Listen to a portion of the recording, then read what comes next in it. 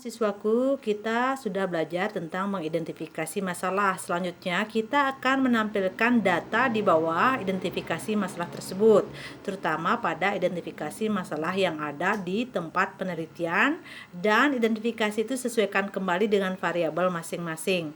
Jadi, dalam menampilkan data, apa yang perlu kita tampilkan? Jadi, data yang perlu kita tampilkan adalah data masalah ya, karena ini berada di bab 1, yaitu di latar belakang masalah. Jadi data yang ditampilkan adalah data masalah.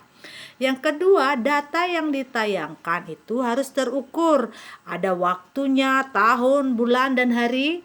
Kemudian ada jumlah, dapat berupa foto, dapat berupa tabel, dapat berupa grafik, dan jangan lupa diberikan keterangan di bawah dari tabel, foto, grafik yang Anda maksud. Sebagai contoh, ini bukanlah gambaran data yang harus ditampilkan ya, tetapi ini untuk memudahkan Anda untuk memahami apa yang saya maksudkan dalam menampilkan data. Jadi dalam data itu harus disesuaikan dengan variabel, kemudian masalahnya apa, dan data yang ingin ditampilkan itu apa. Data di sini adalah buktinya apa. Misalnya, dalam variabel pelayanan koperasi Sedana Mekar, masalah yang ditampilkan di sini misalnya masalah pelayanan koperasi yang lamban, kemudian administrasi bertele-tele.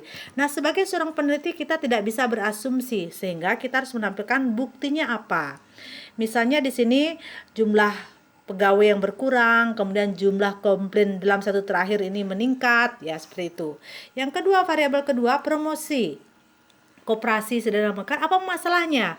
Jadi di sini koperasi itu mungkin masih menggunakan promosi yang tradisional, informasi kurang update. Nah, ini harus disertai dengan bukti. Buktinya seperti apa? Misalnya gambar brosurnya yang masih yang tradisional, yang tidak diupdate informasinya. Kemudian ada data dari pihak marketing bahwa mereka hanya melakukan promosi 2 kali setahun, kemudian hanya melakukan promosi di televisi hanya 1 kali setahun, dan mereka belum mencoba promosi melalui media sosial. Itu contoh ya.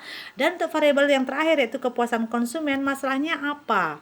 Jadi ini di sini disebutkan ini masalahnya banyak komplain. Sekali lagi ini harus disertai dengan bukti ya.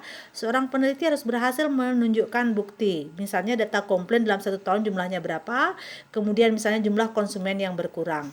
Nah, di bawah penjelasan-penjelasan tersebut harus disertai dengan keterangan. Di sini keterangan tabel karena yang ditayangkan itu adalah tabel. Demikian kira-kira gambaran tentang bagaimana menampilkan data.